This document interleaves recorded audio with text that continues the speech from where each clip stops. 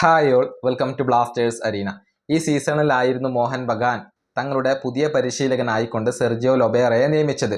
തുടക്കത്തിലൊക്കെ ലൊബേറയ്ക്ക് കീഴിൽ മികച്ച പ്രകടനം മോഹൻ ബഗാൻ നടത്തി. പക്ഷേ ഇടക്കാലയളവിൽ ഒന്ന് കാലിടറി.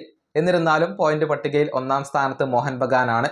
കിരീട ഫേവറേറ്റുകൾ മോഹൻ ബഗാൻ തന്നെയാണ്. ഏതായാലും ലൊബേറയുമായി ബന്ധപ്പെട്ട ഒരു അപ്ഡേറ്റ് MBFT ഇപ്പോൾ നൽകിയിട്ടുണ്ട്. അതായത് ഈ സീസണോടുകൂടി ലൊബേറയുടെ കോൺട്രാക്റ്റ് അവസാനിക്കുകയാണ്.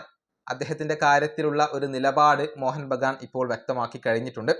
അതായത് ഇത്തവണ ലീഗ് കിരീടം നേടുക, അതല്ലെങ്കിൽ നല്ല ഒരു പെർഫോമൻസ് കാഴ്ചവെക്കുക, എന്നാൽ മാത്രമാണ് ലൊബേറയെ മോഹൻ ബഗാൻ നിലനിർത്തുകയുള്ളൂ.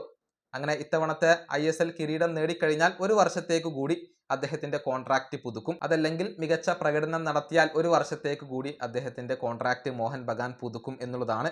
അല്ലാത്ത പക്ഷം, അഥവാ മോഹൻ ബഗാന് കിരീടം നേടാൻ കഴിഞ്ഞില്ല, അതല്ലെങ്കിൽ പ്രകടനം മോശമായി എന്ന് സംഭവിച്ചു കഴിഞ്ഞാൽ ലൊബേറയെ ഒഴിവാക്കാൻ തന്നെയാണ് മോഹൻ ബഗാന്റെ തീരുമാനം. അദ്ദേഹത്തിന്റെ കോൺട്രാക്റ്റ് പുതുക്കില്ല എന്നുള്ളതാണ്.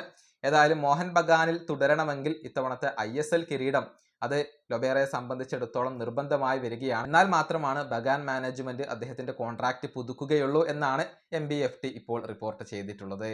ഈ വീഡിയോ അവസാനിപ്പിക്കുന്നു. അടുത്തൊരു വീണ്ടും കാണാം.